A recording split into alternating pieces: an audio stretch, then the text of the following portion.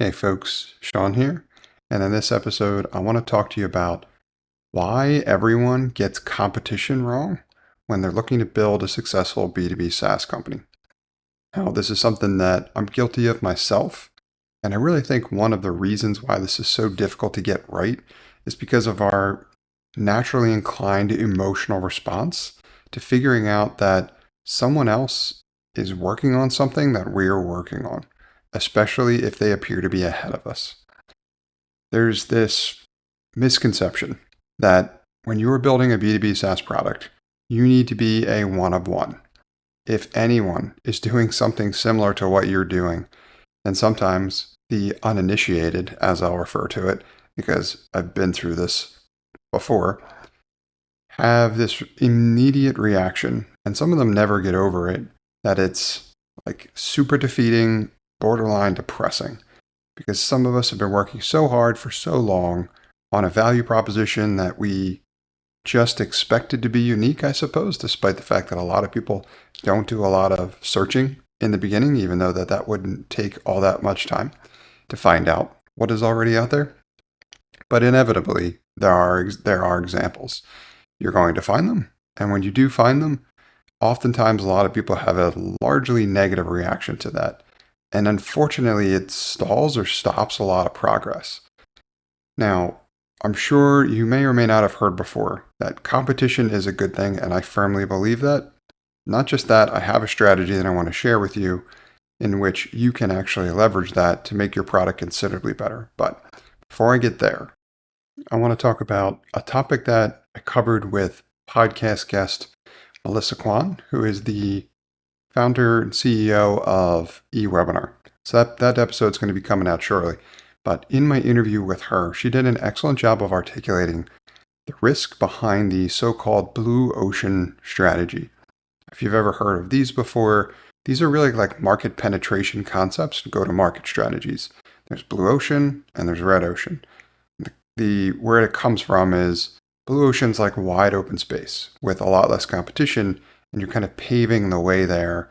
You're creating a thing, whatever it is you're building for the first time, like an Uber or a Netflix. The red ocean strategy is where you're building something like a CRM or an ATS or whatever platform in a space that already has a lot of platforms, right? And the allure on paper of the blue ocean strategy is typically much greater than that of the red ocean strategy. And what a lot of people walk away from that concept is like, I can have no competition, which sounds amazing, and then all the customers will be mine, or I can have all the competition, which sounds terrible because I'm never going to be able to get anything because that market has already reached saturation. I think that walking away with a interpretation like that is the misconception, and that is misleading as well too.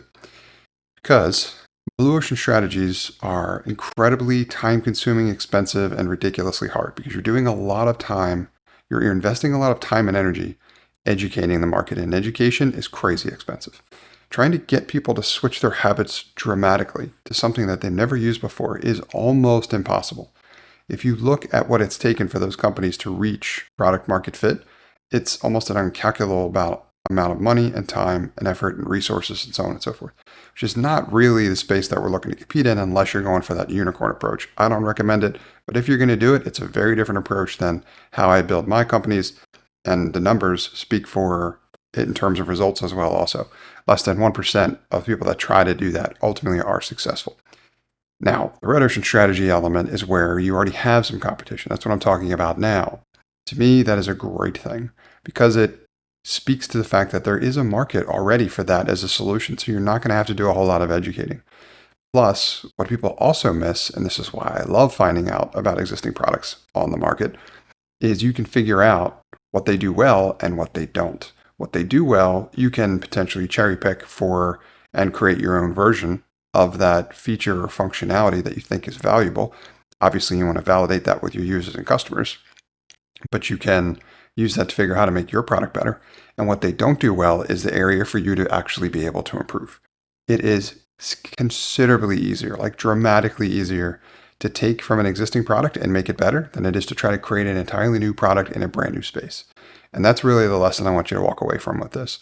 The reason why I'm talking about this now is somebody sent me a short video, I think it was a TikTok, of something similar to my Shorts Maker tool that I've built this year.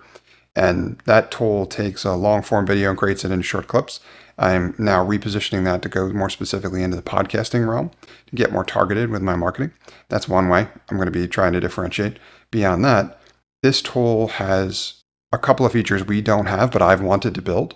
And having an example makes it infinitely easier for me to be able to visualize what that might look like in real life, like when I actually want to build that. So now I can share that with my technical teams. I can say, here's how these guys have done it. How do we want to do it? Or what do we want to do different than this? And we can make our product better by figuring out what they're doing that's working, do it ourselves or create our own version of that, and figure out how then to incorporate the things that we want to do that they don't do. The other thing you want to do when you find these examples as well too is find the gaps, like find where they're weak, you're strong, or find the opportunities as well also. In this case, this tool that I found or someone shared with me is their lowest price tier is priced around our highest price tier. So we're already kind of undercutting them pretty dramatically in terms of pricing. So they have more features and functionality, but their tool is more expensive. So that also speaks to room in the space. Now, we want to be a more expensive tool, so that's going to be the idea. We're going to want to add more functionality than they have and then potentially level up our pricing. But that really should be driven more by do we have an effective number of conversions? So I'll let the data figure that out. So anyway, I want to help shift how you think about competition. And as you find, you're going to inevitably find people working on stuff that you're working on along the way. The best way to respond to that is to figure out what they do well and what they don't, so you can figure out how to make your product better and then further differentiate it.